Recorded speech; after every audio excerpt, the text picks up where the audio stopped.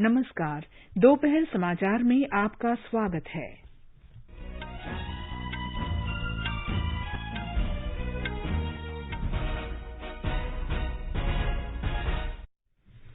सरकार ने प्रधानमंत्री शहरी आवास योजना के अंतर्गत 3 करोड़ 61 लाख आवासों के निर्माण के लिए 708 प्रस्तावों को अनुमति दी।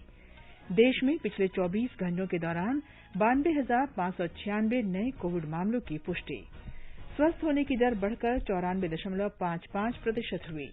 कल एक दिन में 1,62,000 से अधिक लोग संक्रमण से ठीक हुए। देश में अब तक 23 करोड़ 90 लाख से अधिक टीके लगाए गए। तेलंगाना सरकार ने लॉकडाउन इस महीने की 19 तारीख तक बढ़ाया। सरकार ने कोविड से मरने वाले सरकारी कर्मचारियों की पेंशन 1 महीने के भीतर जारी करने के निर्देश दिए। बिहार सरकार ने राज्य में कोविड संक्रमण से मरने वालों के परिवारों को मुआवजा देने के लिए 300 करोड़ रुपए की राशि मंजूर की। पूर्व केंद्रीय मंत्री और कांग्रेस नेता जितिन प्रसाद ने नई दिल्ली में भारतीय जनता पार्टी की सदस्यता ग्रहण की। मुंबई में तेज वर्षा से कई इलाके जलमग्न, लोकल ट्रेन सेवा बाधित। राजस्थान के कई हिस्से लू की चपेट में। श्रीगंगानगर में तापमान 45 डिग्री सेल्सियस के पार। और फ्रेंच ओपन टेनिस टूर्नामेंट में स्लोवेनिया की तमारा जिडेनसेक महिला सिंगल्स के सेमीफाइनल में पहुंची।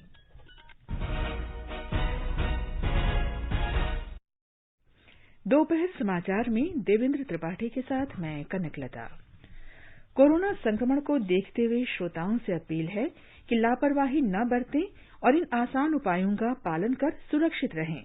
मास्क लगाएं, 2 गज की सुरक्षित दूरी बनाए रखें, बार-बार हाथ धोएं, चेहरा साफ रखें और टीका जरूर लगवाएं।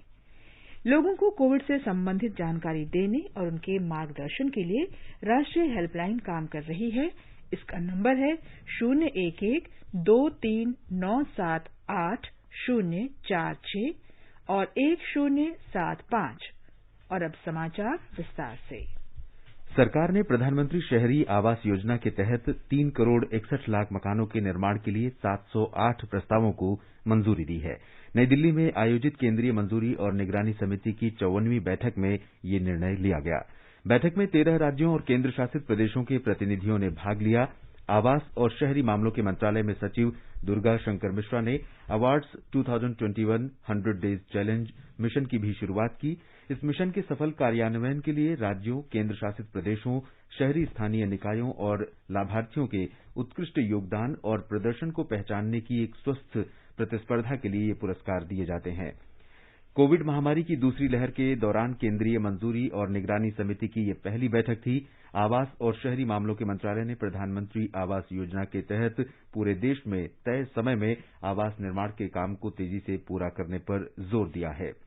प्रधानमंत्री शहरी आवास योजना के तहत अब तक कुल 1 करोड़ 12,40,000 मकानों के निर्माण की स्वीकृति दी जा चुकी है। इनमें से 82,50,000 मकानों का निर्माण कार्य चल रहा है और इनमें से 48,31,000 मकान लाभार्थियों को आवंटित किए जा चुके हैं।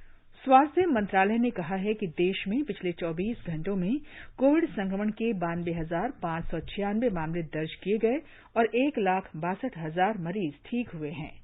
संक्रमण से ठीक होने वालों की दर बढ़कर 94.55% हो गई है। अब तक 2 करोड़ 75 लाख से अधिक लोग महामारी से ठीक हो चुके हैं।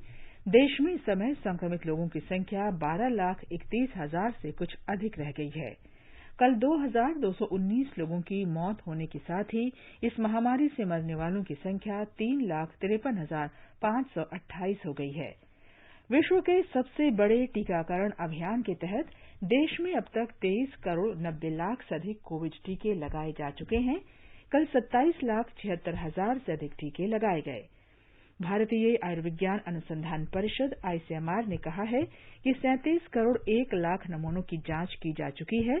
कल 19,85,967 नमूनों की जांच की गई।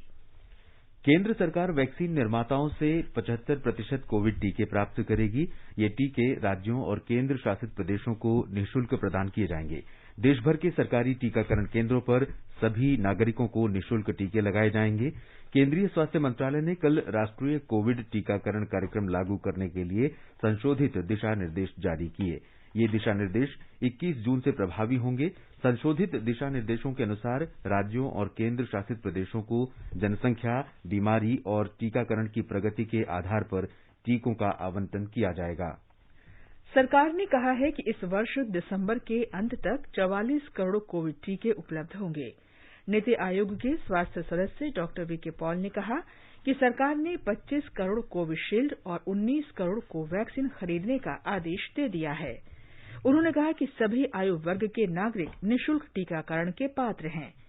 डॉक्टर पॉल ने बताया कि सरकार ने 30 करोड़ बायोलॉजिकल ई टीके खरीदने का भी आदेश दिया है। ये टीके सितंबर में उपलब्ध होंगे। कर्नाटक के युवा मामलों और खेल मंत्री डॉक्टर नारायण गौड़ा ने कहा है कि खिलाड़ियों के लिए विशेष रूप से मुफ्त कोविड टीकाकरण शुरू किया जाएगा। बेंगलुरु में पत्रकारों से बात करते हुए उन्होंने कहा कि वे कल नगर के कांतीरवा स्टेडियम में इस विशेष टीकाकरण अभियान का उद्घाटन करेंगे। उन्होंने कहा कि यह अभियान तब तक चलेगा जब तक राज्य के सभी खिलाड़ियों को कोविड का टीका नहीं लग जाता। इस कार्यक्रम के अंतर्गत राज्य में 18 वर्ष से ऊपर की आयु वाले लगभग 10,000 खिलाड़ियों को टीका लगाया जाएगा। कश्मीर घाटी में कोविड-19 टीकाकरण के काम में पूरी तरह मुस्तैद चिकित्सक और चिकित्साकर्मी अधिक से अधिक लोगों को टीका लगाने का प्रयास कर रहे हैं। दक्षिण कश्मीर के पुलवामा जिले के पायेर की निवासी तबस्सुम आरा और अनंतनाग जिले के दयाल गांव की रहने वाली शबीना कौसर ने अब तक 15,000 से अधिक लोगों को कोविड का टीका लगाया है। इन लोगों ने बिना किसी भय के कोविड संक्रमितों और उनके परिजनों को विभिन्न तरीकों से मदद पहुंचाई है। उपराज्यपाल मनोज सिन्हा ने इन दोनों स्वास्थ्य कर्मियों को उनकी लगन और सेवाभाव के लिए इनकी सराहना की। ये समाचार हमारी वेबसाइट newsonair.com/hindi और हमारे mobile app news on AIR पर भी उपलब्ध हैं। चलो मिलकर एक शुरुआत करें, चलो एक फैसला आज करें, मास्क नहीं तो टोकेंगे, कोरोना को रोकेंगे, चलो एक इरादा करते हैं, चलो कुछ वादा करते हैं, मास्क नहीं तो टोकेंगे, कोरोना को रोकेंगे। दोपहर समाचार में आपका फिर स्वागत है। केंद्र कोविड महामारी के दौरान लोगों की सुविधा के लिए बनाई गई राष्ट्रीय स्तर की 4 हेल्पलाइन नंबर के बारे में जागरूकता फैला रहा है। सूचना और प्रसारण मंत्रालय अपने विभिन्न विभागों के माध्यम से इन हेल्पलाइन के बारे में जागरूकता बढ़ा रहा है। ये नंबर इस प्रकार हैं। कोविड संबंधी सवालों के जवाब देने के लिए स्वास्थ्य और परिवार कल्याण मंत्रालय की हेल्पलाइन है 1075।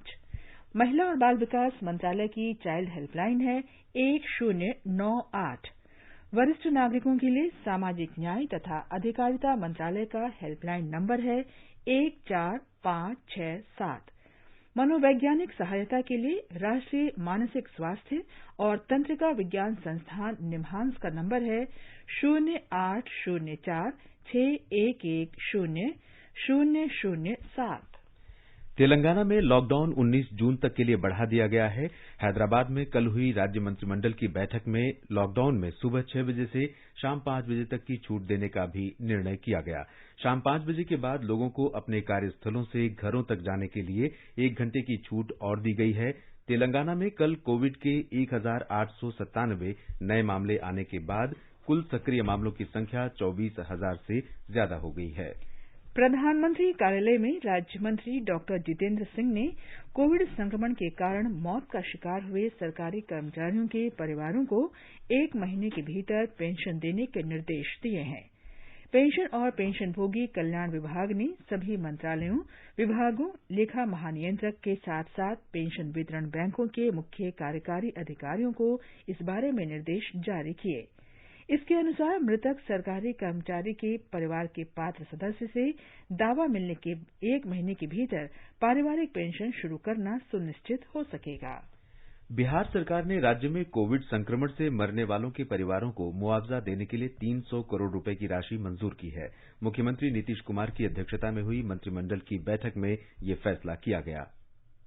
राज्य सरकार कोरोना के कारण जान गंवाने वाले लोगों के परिजनों को 4-4 लाख रुपए अनुग्रह राशि देगी। इसके लिए चालू वित्तीय वर्ष के दौरान बिहार आकस्मिकता निधि से 300 करोड़ की अग्रिम निकासी की जाएगी ताकि अनुग्रह राशि का शीघ्र भुगतान किया जा सके। राज्य में अब तक 3,727 लोगों को अनुग्रह राशि दी जा चुकी है। 1,000 लोगों के भुगतान की प्रक्रिया अंतिम चरण में है। कोरोना के कारण राज्य में अब तक 5,458 लोगों की मौत हो चुकी है। सभी जिलाधिकारियों को कोरोना के कारण जान गंवाने वाले लोगों का ब्यौरा एकत्रित करने का निर्देश दिया गया है।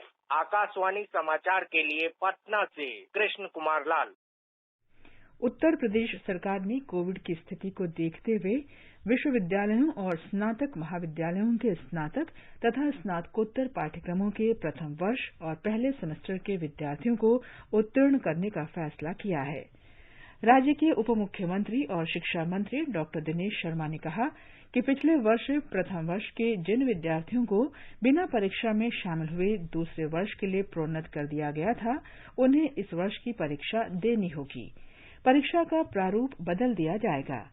उन्होंने कहा कि प्रैक्टिकल परीक्षा नहीं होगी और मौखिक परीक्षा ऑनलाइन होगी। झारखंड में राज्य शिक्षा विभाग ने दूरदर्शन के साथ मिलकर कक्षा 1 से 12 तक के छात्रों के लिए वीडियो लेक्चरों के प्रसारण और ऑनलाइन कक्षाओं की व्यवस्था की है। ये व्यवस्था 14 जून से 3 महीनों के लिए की गई है। राज्य के शिक्षा विभाग ने दूरदर्शन के साथ इस बारे में एक समझौता किया है। दूरदर्शन पर ऑनलाइन कक्षाएं शुरू करने के बारे में राज्य के शिक्षा विभाग ने बताया कि कोविड-19 की संभावित तीसरी लहर से बच्चों को सुरक्षित रखने के लिए ये प्रयास किया जा रहा है। स्कूलों ने मौजूदा शिक्षा सत्र की शुरुआत से ही छात्रों को ऑनलाइन पाठ्यक्रम उपलब्ध कराया था। गर्मियों की छुट्टियों के बाद छात्रों को दूरदर्शन के क्षेत्रीय चैनलों के माध्यम से विशेष वीडियो लेक्चर उपलब्ध हो जाएंगे। गुजरात सरकार ने कोविड महामारी के दुष्प्रभाव को देखते हुए राज्य में सिनेमाघरों, मल्टीप्लेक्सेस और जिम को पिछले वित्त वर्ष के लिए संपत्ति कर से छूट प्रदान की है। ये फैसला कल शाम गांधीनगर में मुख्यमंत्री विजय रूपाणी की अध्यक्षता में हुई कोर समिति की बैठक में किया गया। इस बीच गुजरात में कल कोविड संक्रमण के 695 नए मरीज सामने आए। हमारे संवाददाता की एक रिपोर्ट।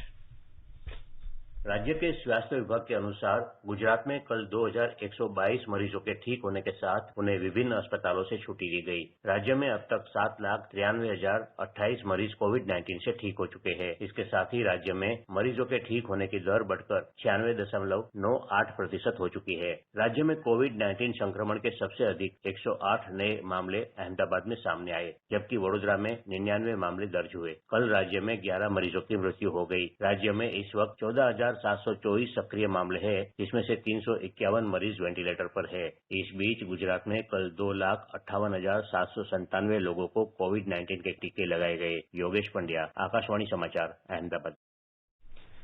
मध्य प्रदेश में कोविड के 535 नए मरीज सामने आए हैं और 1,376 लोग स्वस्थ हुए हैं। इस समय राज्य में संक्रमित लोगों की संख्या घटकर 7,983 हो गई है। मुख्यमंत्री शिवराज सिंह चौहान ने कोविड नियंत्रण के उपायों की समीक्षा के बाद अधिकारियों को निर्देश दिया कि कोविड टीके के बारे में लोगों में जागरूकता फैलाई जाए। उन्होंने कहा कि इस बारे में हर तरह के भ्रम को दूर किया जाना चाहिए और 18 वर्ष से अधिक आयु के सभी लोगों को टीका लगवाना चाहिए। उन्होंने कहा कि कोविड टीके की एक भी खुराक बर्बाद नहीं होनी चाहिए। और ब्यौरा हमारी संवाददाता से। प्रदेश की 7 दिनों की औसत पॉजिटिविटी दर 0.9% है। प्रदेश में 6 जिलों इंदौर, भोपाल, जबलपुर, रतलाम, ग्वालियर, खरगोन और अनूपपुर में कोरोना के 10 से अधिक प्रकरण सामने आए हैं। वहीं प्रदेश के 5 जिलों इंदौर, भोपाल, जबलपुर, रतलाम और बैतूल जिलों में साप्ताहिक पॉजिटिविटी दर 1% से अधिक है। बाकी जिलों में औसत पॉजिटिविटी दर 1% से भी कम है। प्रदेश के 6 जिलों अलीराजपुर, भिंड, छतरपुर, कटनी, सिंगरौली और टीकमगढ़ में कोरोना का कोई प्रकरण नहीं आया है। पूजा पीवर्धन, आकाशवाणी समाचार, भोपाल। केरल में पिछले 24 घंटों में कोविड संक्रमण के 15,567 नए मामले मिले और 20,000 से अधिक लोग स्वस्थ हुए। संक्रमण से 124 लोगों की मौत भी हुई। राज्य में इस समय 1,43,254 सक्रिय मामले हैं। स्वास्थ्य मंत्रालय के समय से उठाए गए कदमों के कारण ही कोरोना महामारी के प्रभावों को कम किया जा सका है। मंत्रालय ने समय रहते सही और प्रामाणिक जानकारी लोगों को उपलब्ध कराई।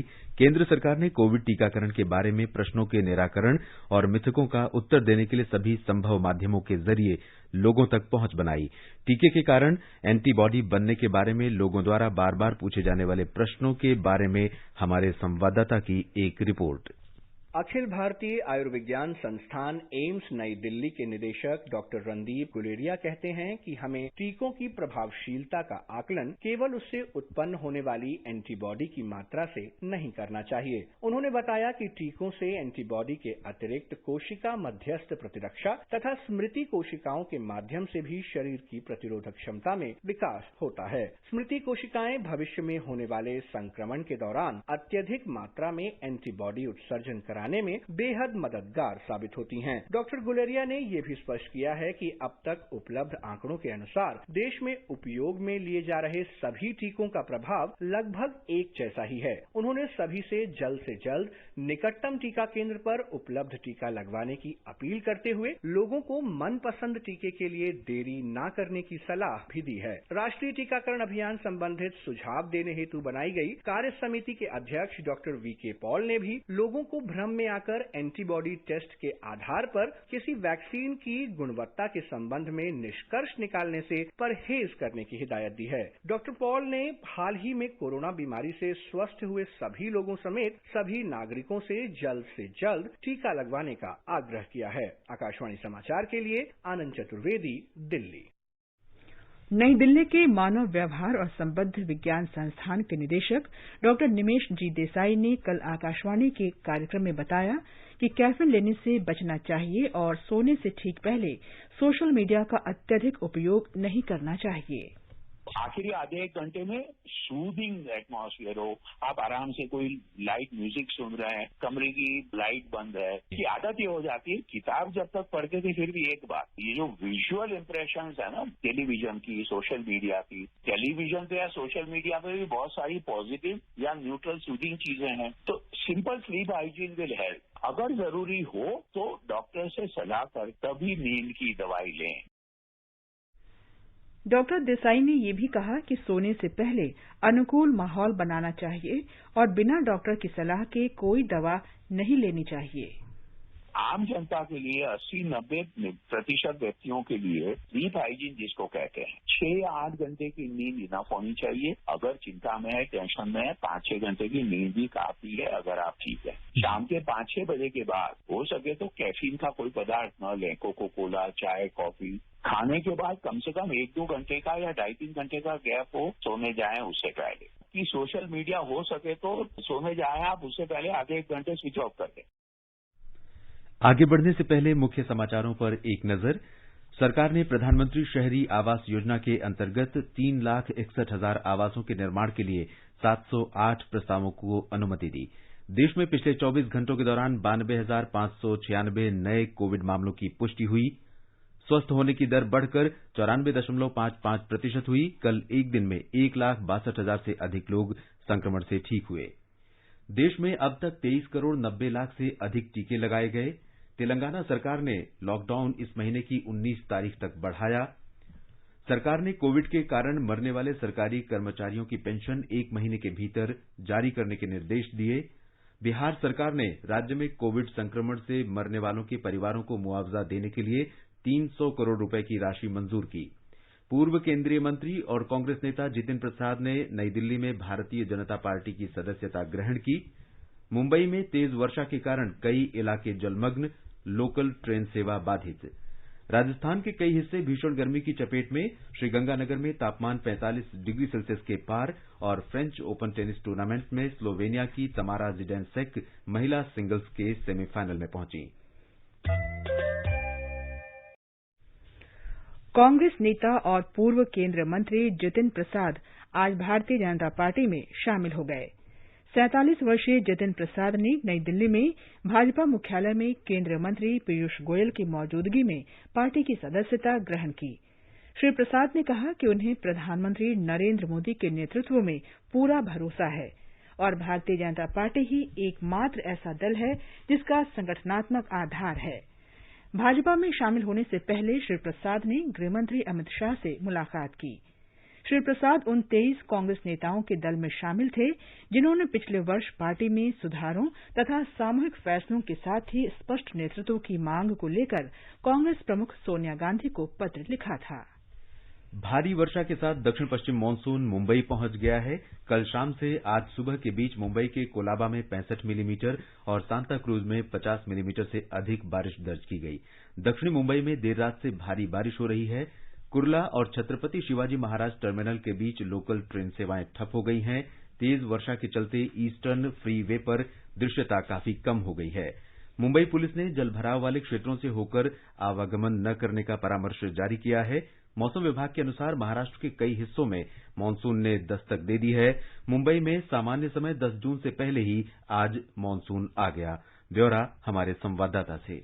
मुंबई और उपनगरों में कल रात से मूसलाधार बारिश हो रही है और जिसके कारण सामान्य जनजीवन अस्त व्यस्त हुआ है। इस मूसलाधार बारिश के कारण न केवल सायन, किंग सर्कल, हिंदमाता, सांताक्रूज और अंधेरी जैसे निचले इलाकों में जलभराव हुआ, बल्कि वडाला के निकट फाइव गार्डन और ब्रिज कैंडी अस्पताल के निकट के भागों में भी जलभराव हुआ। सायन और कुर्ला स्थानक के बीच और चुनाभट्टी स्थानक में जलभराव के कारण मध्य रेलवे ने अपनी मेन लाइन और हार्बर लाइन की सेवा बंद की। हालांकि पश्चिम रेलवे की सेवा पर विशेष असर नहीं हुआ। मुंबई के पड़ोसी थाने और पालघर जिलों में तथा रायगढ़ जिलों में अंतराल के साथ मूसलाधार बारिश हो रही है और महाराष्ट्र के अन्य क्षेत्रों में भी कुछ जगहों पर मूसलाधार बारिश हो रही है। महाराष्ट्र के मुख्यमंत्री उद्धव ठाकरे मुंबई तथा अन्य जगहों पर वर्षा से उत्पन्न हुई स्थिति पर नजर बनाए हुए हैं। शैलेश पाटिल, आकाशवाणी समाचार, मुंबई। केंद्रीय दल ने पिछले 2 दिन ओडिशा में आए चक्रवाती तूफान से प्रभावित इलाकों का दौरा किया और कल राजधानी भुवनेश्वर में राज्य सरकार के अधिकारियों के साथ उच्चस्तरीय बैठक की। बैठक में मुख्य सचिव सुरेश चंद्र महापात्रा और विशेष राहत आयुक्त प्रदीप कुमार जैना और अन्य अधिकारी शामिल हुए। राजस्थान के अधिकांश हिस्सों में तेज गर्मी पड़ रही है। श्रीगंगानगर में कल अधिकतम तापमान 45 डिग्री सेल्सियस दर्ज किया गया। एक रिपोर्ट।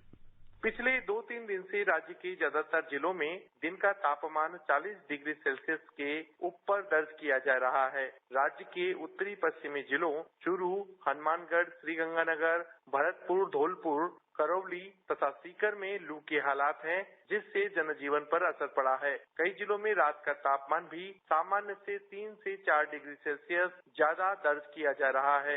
मौसम विभाग ने कहा है कि आने वाले 2-3 दिन प्रदेश में तेज गर्मी का असर बना रहेगा। 12 जून से लोगों को गर्मी से राहत मिलने के आसार हैं। जितेंद्र द्विवेदी, आकाशवाणी समाचार, जयपुर।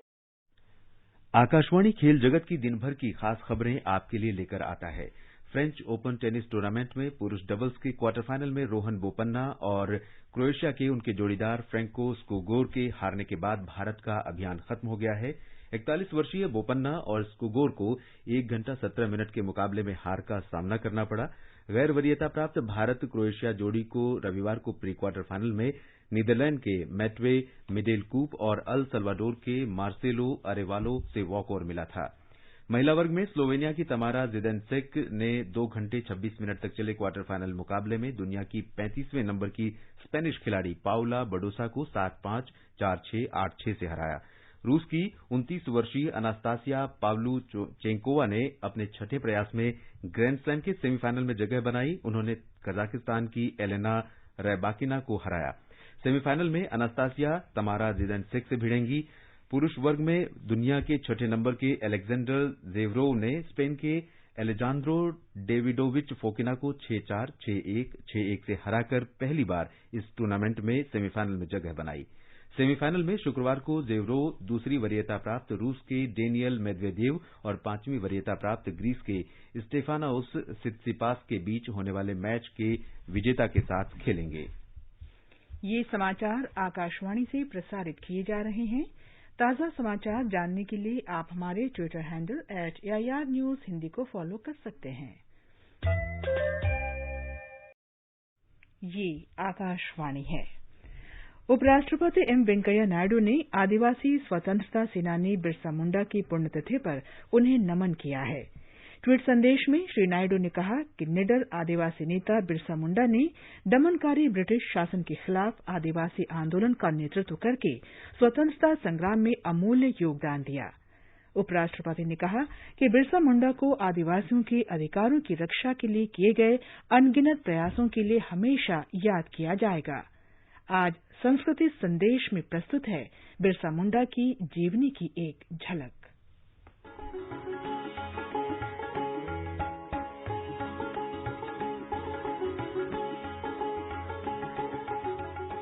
देश की आजादी के इतिहास में बिरसा मुंडा का नाम बहुत सम्मान से लिया जाता है। अंग्रेजों के खिलाफ जंग में उन्होंने जनजातीय मुंडा समुदाय का जो नेतृत्व किया, उसकी मिसाल दुनिया में कहीं और नहीं मिलती। बिरसा मुंडा का जन्म 15 नवंबर 1875 को झारखंड के खूंटी जिले के उलीहातू गांव में एक गरीब किसान परिवार में हुआ था। इनके पिता का नाम सुगना पूर्ति और माता का नाम करमी पूर्ति था। अपने छात्र जीवन में ये जब भी अपने समाज पर अंग्रेजों के अत्याचार देखते थे तो इनका लहू खौल उठता था। इसलिए इन्होंने मुंडा समुदाय के लोगों को अंग्रेजों से मुक्ति पाने के लिए प्रोत्साहित किया और स्वयं उसका नेतृत्व किया। 1894 में इलाके में भयंकर अकाल और महामारी के समय बिरसा ने पूरे मनोयोग से अपने लोगों की सेवा की। 1 अक्टूबर को इन्होंने समुदाय के लोगों को साथ लेकर अंग्रेजों से लगान माफी के लिए आंदोलन किया। 1895 में इन्हें गिरफ्तार कर लिया गया और 2 साल की सजा सुनाई गई। 1897 से 1900 के बीच मुंडा समुदाय और अंग्रेज सिपाहियों के बीच युद्ध होते रहे। अगस्त 1897 में बिरसा और उसके 400 सिपाहियों ने तीर कमानों से खूंटी थाने पर धावा बोल दिया।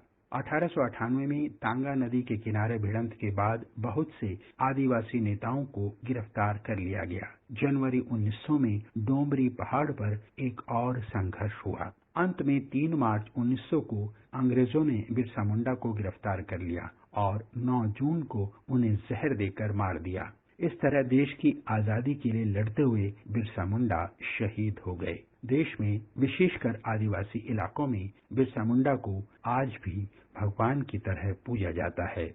समस्त देशवासियों की ओर से भारत के अमर सपूत को उनकी पुण्यतिथि पर शत शत नमन।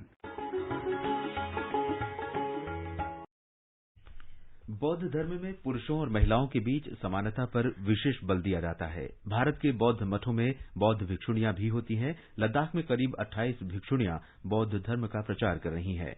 आकाशवाणी लेह के 25 वर्ष पूरे होने के अवसर पर हमारी संवाददाता की एक रिपोर्ट।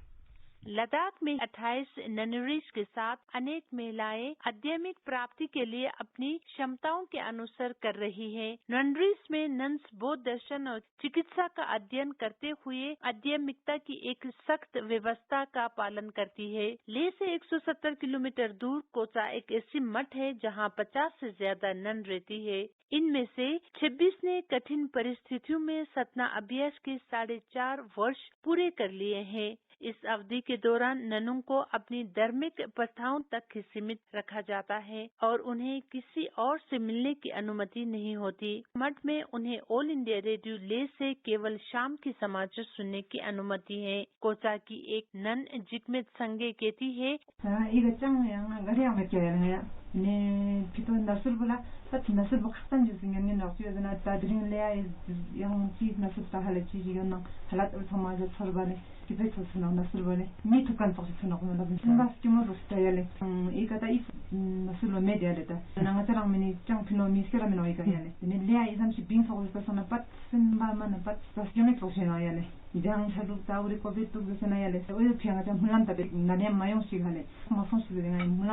ऑल इंडिया रेडियो समाचार एकमात्र ऐसा माध्यम है जो लेह लद्दाख क्षेत्र में पूरी खबर देता है। आकाशवाणी समाचार के लिए रमेश चंद्र के साथ कोचा मठ से दिस्क डोलमा।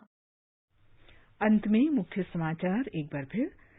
सरकार ने प्रधानमंत्री शहरी आवास योजना के अंतर्गत 3,61,000 आवासों के निर्माण के लिए 708 प्रस्तावों को अनुमति दी।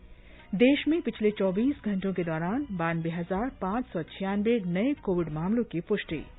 स्वस्थ होने की दर बढ़कर 94.55% हुई। कल एक दिन में 1,62,000 से अधिक लोग संक्रमण से ठीक हुए। देश में अब तक 23 करोड़ 90 लाख से अधिक टीके लगाए गए। बिहार सरकार ने राज्य में कोविड संक्रमण से मरने वालों के परिवारों को मुआवजा देने के लिए 300 करोड़ रुपए की राशि मंजूर की। पूर्व केंद्रीय मंत्री और कांग्रेस नेता जितिन प्रसाद ने नई दिल्ली में भारतीय जनता पार्टी की सदस्यता ग्रहण की। मुंबई में तेज वर्षा के कारण कई इलाके जलमग्न, लोकल ट्रेन सेवा बाधित। राजस्थान के कई हिस्से भीषण गर्मी की चपेट में, श्रीगंगानगर में तापमान 45 डिग्री सेल्सियस के पार। इसके साथ ही दोपहर समाचार का ये अंक समाप्त हुआ। नमस्कार।